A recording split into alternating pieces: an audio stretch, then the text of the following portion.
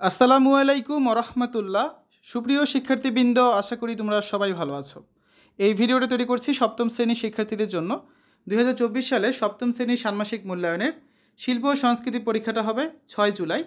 তোমাদের শিল্প ও সংস্কৃতি পরীক্ষা যে অর্ধবার্ষিক সিলেবাসটা রয়েছে 1 থেকে 44 পৃষ্ঠা, প্রথম 5টি অধ্যায় থাকবে পরীক্ষায়।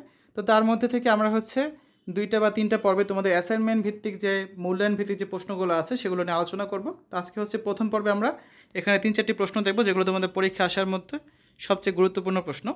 তো তোমরা আমাদের চ্যানেলের নামটি লিখে সার্চ করলে মেকানিক্যাল ইঞ্জিনিয়ারিং সার্চ করলে আমাদের চ্যানেলটা পেয়ে যাবে। সেখানে দেখবে এখানে প্লেলিস্ট লিঙ্ক দেওয়া আছে অর্ধবার্ষিক পরীক্ষা 2024। এখানে গেলে ষষ্ঠ থেকে নবম শ্রেণী প্রত্যেকটা শ্রেণীর জন্য আলাদা আলাদা করে প্লেলিস্ট করা আছে।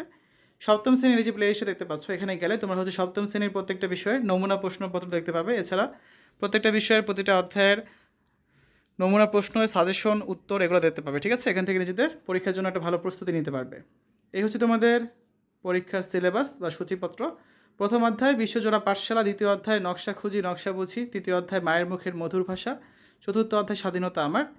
এই 4টা অধ্যায় এবং পঞ্চম অধ্যায় আছে, মোট 5টা অধ্যায় নিয়ে তোমাদের পরীক্ষাটা হবে। দেখো, প্রশ্ন 1, আশেপাশে দেখা বা জানা লোকশিল্পের তালিকা তৈরি করো।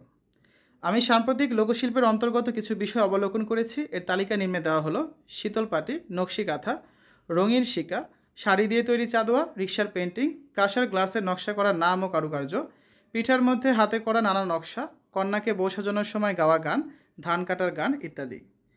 প্রশ্ন 2, শিল্পাচার্য জয়নুল আবেদিন ও তার শিল্পকর্ম সম্পর্কে বিস্তারিত আলোচনা করো।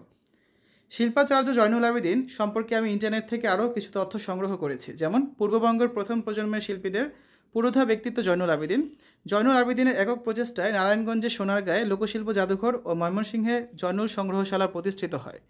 1943 সালের দুর্ভিক্ষের ছবির জন্য তিনি বিশেষ খ্যাতি অর্জন করেন। তার শিল্পকর্মের মধ্যে অন্যতম 1957 এর নৌকা, 1969 সংগ্রাম, 1971 বীর মুক্তিযোদ্ধা।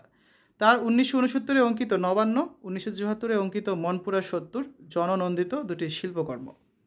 চিত্রশিল্প বিষয়ক শিক্ষার প্রসারের জন্য তিনি শিল্পাচার্য উপাধি লাভ করেন। তিনি তৎকালীন পাকিস্তান সরকারের সবচেয়ে বড় খেতাব হেলালি ইমতিয়াজ, 1968 সালে ঢাকা কলেজের ছাত্রদের পক্ষ থেকে শিল্পাচার্য উপাধি এবং 1974 সালে বাংলাদেশ সরকারের পক্ষ থেকে নিখিল ভারত স্বর্ণপদক লাভ করেন। তিনি 1914 সালে জন্মগ্রহণ করেন এবং 1976 সালে মৃত্যুবরণ করেন। প্রশ্ন 3, মায়ের মুখের মধুর ভাষা বলতে কী বোঝো, ব্যাখ্যা করো। মায়ের মুখের মধুর ভাষা বলতে আমি মাতৃভাষা বাংলাকেই বুঝি। আমি জন্মগ্রহণ করার পর ভাষা শিক্ষা করার জন্য মা ছিল আমার প্রথম এবং প্রধান শিক্ষক। মায়ের কাছ থেকে আমি ভাষা শিখেছি, তাই মায়ের কাছ থেকে শেখা ভাষাই আমার কাছে মধুর মতো।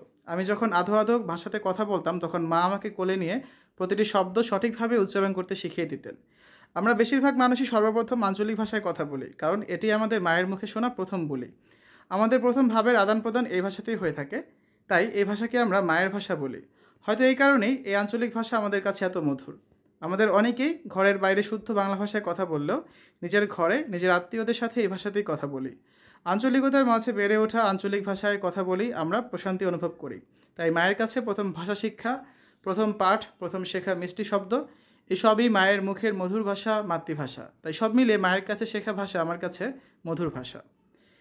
আরেকটা প্রশ্ন দেখো, এটা দলগত কাজ থাকতে পারে যে নিজ এলাকার যে কোনো সহজ বয়স উপযোগী একটি আঞ্চলিক গান পরিবেশন করবে। তো তোমরা নিজ এলাকার একটা আঞ্চলিক গান পরিবেশন করবে। এখানে আমরা সিলেটের একটা আঞ্চলিক গান দিলাম। ঠিক আছে, তোমরা এখান থেকে দেখে নিতে পারো। যারা সিলেট অঞ্চলে আছে তারা এই গানটা কিন্তু তোমাদের যদি পরীক্ষায় এই টাইপের প্রশ্ন আসে সেখানে পরিবেশন করতে পারবে। ঠিক আছে, তো শিক্ষার্থীরা আজকের পর্বে আমরা আলোচনা করলাম সপ্তম শ্রেণীর ষান্মাসিক মূল্যায়নের শিল্প সংস্কৃতি বইয়ের প্রথম 2টা বা 3টা অধ্যায় মিলিয়ে কী ধরনের প্রশ্ন পরীক্ষা আসতে পারে, মূল্যায়ন ভিত্তিক প্রশ্ন, তার একটা ধারণা তোমাদের দিলাম। আশা করি ভিডিওটা তোমাদের কাছে ভালো লেগেছে। দেখা হবে পরবর্তী পর্বে। আমরা আরও কিছু অ্যাসাইনমেন্ট ভিত্তিক বা মূল্যায়ন ভিত্তিক প্রশ্ন নিয়ে তোমাদের সামনে উপস্থাপন করব। সকলকে দেখার আমন্ত্রণ জানিয়ে আজ এখানে বিদায় নিচ্ছি। আল্লাহ হাফেজ।